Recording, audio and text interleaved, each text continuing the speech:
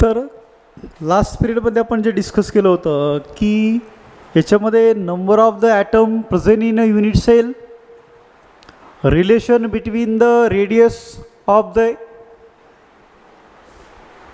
sphere and the age length, then factor by which we can directly calculate the radius.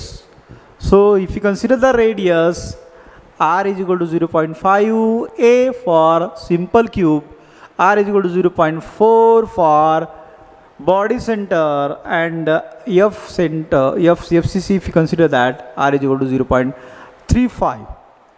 So look at here carefully. If we compare these radius to these volume occupied by that one, or the packaging efficiency, so more is the packaging efficiency, more is the atom is to be present in that. And if the more is the atom which is to be present in that in a small space, so the, if you consider the here the radius, it become a smaller, very smaller.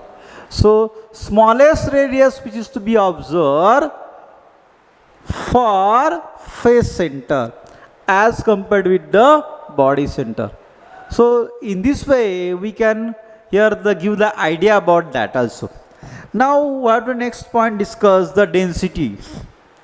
काय discuss करायची आहे तर density discuss करायची आहे. So calculate the density.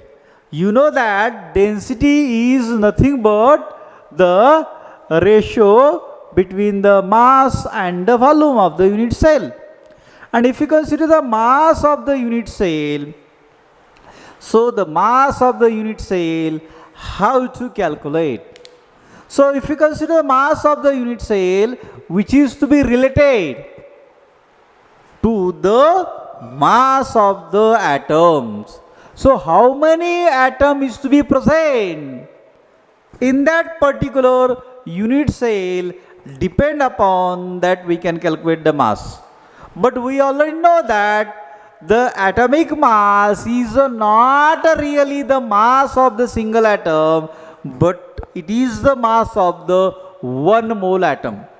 हे कुणाचा मास आहे atomic mass म्हणजे एक मोल ॲटमचं मास आहे.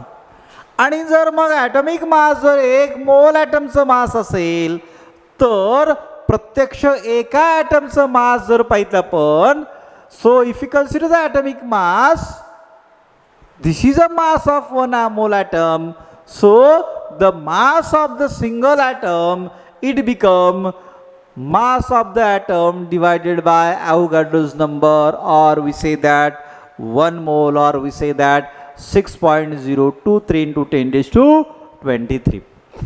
म्हणजे येणारं जे मास आहे ते मास हे प्रत्यक्ष जर पाहिलं तर आता येणारं मास हे एका ॲटमचं असणार आहे. म्हणजे m divided by n0, this is the mass of single atom.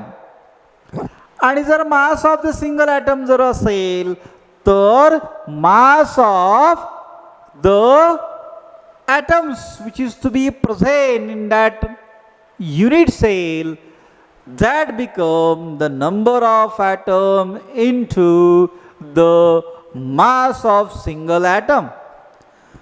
म्हणजे विचार केला तर सिंपल जर युनिट सेल जर पाहितले आपण तर सिंपल युनिट सेलमध्ये मास येणार आहे ते सिंगल ॲटमचं मास इंटू 1, कारण की त्याच्यामध्ये 1 ॲटम आहे. म्हणजे mass of the 1 atom m divide by n0 into 1. आता हा जो z जो इथं दिलेला आहे, Z म्हणजे number of the atom which is to be present in that particular unit cell. If we consider that simple unit cell, the one for Z. If we consider the body center unit cell, we already learned that the 2 atom is to be present in a body center. If we consider the face center unit cell, there are 4 atoms present So that mass is related to the 4 atoms. So if you want to know the general equation, then we put the value of that Z. Z is nothing but the number of the atom which is to be present in that particular unit cell. आणि म्हणून mass of unit cell is equal to Z into the mass of the single atom. एका ॲटमचं मास m atomic mass divided by Avogadro's number 6.023 to 10⁻23. मग एवढं जे येणार आहे ते एवढं हे मास ऑफ युनिट सेल असणार आहे divided by volume of unit cell. आणि व्हॉल्यूम ऑफ युनिट सेल जे आहे तो ए आहे. व्हॉल्यूम ऑफ युनिट सेल जर पाहितलं तर एचा क्यूब असं म्हणता येईल. एचा क्यूब एज लेनचा क्यूब म्हणजे volume of the unit cell. मग मास ऑफ युनिट सेल हा एवढा म्हणजे Z into m divided by n0. एवढा पार्ट जो येणार आहे तो येणार आहे mass of unit cell. 3 values ह्या मास ऑफ युनिट सेलच्या आहे. Z into m divide by n0 हे mass of the unit cell आहे आणि हे जे आहे ते volume of the unit cell असणार आहे. So in this way the density of the unit cell can be calculated. So D is equal to Z into m divided by a cube into n0 into काय असणार आहे n0 असणार आहे. So in this way by using the radius also we can calculate the density because we already know the relation between the radius and edge length.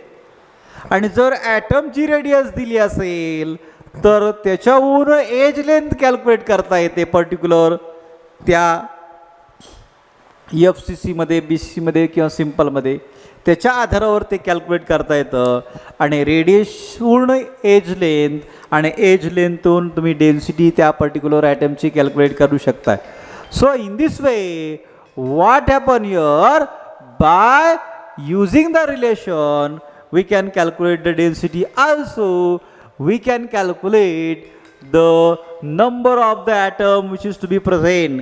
या value जर तुम्हाला माहीत असतील, ॲटॉमिक मास माहीत असेल, एज लेंथ माहीत असेल, या 2 गोष्टी माहीत असतील तर तुम्ही तो जो ॲटम आहे किंवा ती युनिट सेल जी आहे ती युनिट सेल कोणत्या टाईपची आहे, ती युनिट सेल ही कोणत्या टाईपची आहे हे कशाहून ठरवणार तुम्ही. झेड जर बरोबर 1 येत असेल तर ती युनिट सेल समजायचं कोणती आहे सिंपल युनिट सेल. झेड बरोबर 2 येत असेल तर ती युनिट सेल कोणती आहे ग्रेदरचं बॉडी सेंटर. आणि झेड ए बरोबर नियर अबाउट जर पाहिजे आपण 4 येत असेल तर ती युनिट सेल ही कोणती कन्सिडर करायची आहे, ती युनिट सेल आपण म्हणणार आहोत ती face centre unit cell. So by using these formula we can calculate the that is the here the or detect the unit cell, whether it is a simple unit cell, whether it is the body center, whether it is the face center. So it is a very important formula by which we can calculate the density. Also we can calculate the mass. आपण मास सुद्धा calculate करू शकतो. Density दिली असेल, Z दिलं असेल, कोणत्या टाईपचं दिलं असेल, एज लेंथ माहिती आहे, अशा वेळेस तुम्ही जे आहे मास हे कॅल्क्युलेट करू शकता. आता याच्यानंतर जे आहे याच्यावर प्रॉब्लेम विचारू शकतात नीटमध्ये, परंतु हा फॉर्म्युला तुम्हाला माहीत असणं आवश्यक आहे. याच्यावर जे प्रॉब्लेम आहेत ते आपण specially numericals in solid state त्याच्यामध्ये आपण डिस्कस करणार आहोत. त्याच्यानंतर जो पार्ट येतो आहे तो आहे कॅल्क्युलेट द पॅकेजिंग. पॅकेजिंग जी आहे ती कशा प्रकारची आहे तर पॅकेजिंग आणि त्याचा कोऑर्डिनेशन नंबर, कोणत्या पॅकेजिंगचा कोणता कोऑर्डिनेशन नंबर आहे त्याची थोडीशी आयडिया तुम्हाला इथं मिळणार आहे, जी की टेक्स्ट बुकमध्ये थोडंसं information about this it is to be given. तर क्लोज पॅकिंग जर पाहितलं आपण आणि वन डायमेन्शन जर पाहितलं आपण, तर याच्यामध्ये एक ॲटम हा दुसऱ्या दोन ॲटमला जॉईन आहे आणि हा एक ॲटम दुसऱ्या दोन ॲटमला जॉईन असेल तर याचा अर्थ त्याचा कोऑर्डिनेशन नंबर 2 आहे. कारण की कोऑर्डिनेशन नंबर म्हणजे the number of the atom directly joined to that particular atom, that nothing but its coordination number. तो म्हणजे त्याचा कोऑर्डिनेशन नंबर आहे. त्याच्यानंतर close packing in 2 dimension. 2 dimension जर विचार केला आपण तर 2 डायमेन्शनमध्ये 2 प्रकारे पॅकेजिंग होऊ शकते. ती म्हणजे कशा पद्धतीने, हा एक रो त्याच्यावरचा असणारा रो जशाच तसा आहे, त्याच्यावरच तो आहे. ए वर ए रो जशाच तसा आहे, त्याच्या क्रिस्ट किंवा ट्रफवर तो नाही आहे. म्हणजे या ठिकाणी मधल्या गॅपवर तो ठेवलेला नाही. म्हणजे अशा प्रकारची जी पॅकेजिंग आहे ए ए ए पॅकेजिंग म्हणतो की रो हा वरच्या रो बरोबर आहे. आणि त्यामुळं अशा प्रकारची जी पॅकेजिंग आहे त्या पॅकेजिंगमध्ये प्रत्यक्ष एक ॲटम दुसऱ्या 4 ॲटमला डायरेक्टली अटॅच होतो आणि ते जर त्याचा युनिट लॅटिस पॉईंट जर आपण जोडला, लॅटिस पॉईंट हा सेंटर पॉईंट लॅटिस पॉईंट जर जोडला तर दिसायला तो स्क्वेअर दिसतो. सॉरी, दिसायला स्क्वेअर दिसतो. त्यामुळं याला जे आहे स्क्वेअर क्लोज पॅकिंग म्हणतात. आता दुसरी जर पाहिलं आपण, या रोवर हा दुसरा रो डायरेक्टली अटॅच नाही आहे. या ए वरच्या आणि या 2 ॲटमच्या मध्यभागी हा दुसरा ॲटम ठेवलेला आहे. म्हणजे जो एम्प्टी स्पेस मिळतोय दोघाच्या मध्ये, त्या एम्प्टी स्पेसमध्ये दुसरा रो ठेवलेला आहे आणि म्हणून हा ए आहे आणि हा बी आहे. मग हा वेगळा रो असल्यामुळे त्याला बी म्हणले गेलेले आहे. And so here A B is the packing. He A B packing जी आहे याच्यामध्ये जर तुम्ही पाहितलं तर हा ॲटम दुसऱ्या 6 ॲटमला डायरेक्टली जॉईन आहे. So this 1 atom is to be directly join to another 6 atom and it is look like the hexagon. हा कसा दिसतोय? हेक्सागोन सारखा दिसतोय आणि म्हणून याला आपण hexagonal close packing in 2 dimension म्हणू शकतो आणि याला आपण square close packing in 2 dimension म्हणतो. कारण की तिथं स्क्वेअर तयार होतोय, इथं हेक्सागोन तयार होतोय. म्हणून या ठिकाणी जर पाहितलं तर या ठिकाणी कोऑर्डिनेशन नंबर हा 4 आहे, या ठिकाणी कोऑर्डिनेशन नंबर 6 आहे. लक्षात घ्या, डायमेन्शन लक्षात घ्या. 1 डायमेन्शनमध्ये एकच प्रकारची अरेंजमेंट होऊ शकते. 2 डायमेन्शनमध्ये 2 प्रकारच्या अरेंजमेंट होऊ शकतात. एक आहे स्क्वेअर क्लोज पॅकिंग, दुसरी आहे हेक्सागोनल क्लोज पॅकिंग. आणि जर आपण 3 डायमेन्शनल क्लोज पॅकिंगचा विचार केला तर 3 डायमेन्शनमध्ये आपण ए म्हणजे एकावर एक असणारे जे रो आहेत हे सगळेची सगळे हे सारखे आहेत आणि म्हणून अशा प्रकारची जी क्लोज पॅकिंग आहे ती क्लोज पॅकिंग जी आहे त्याला आपण ए टाईप असं म्हणू शकतो. या क्लोज पॅकिंग जी 3 डायमेन्शन आहे याच्यामध्ये तुम्हाला 3 प्रकारच्या क्लोज पॅकिंग मिळतात. त्या म्हणजे कोणत्या? A type, A B type आणि ए बी सी टाईप.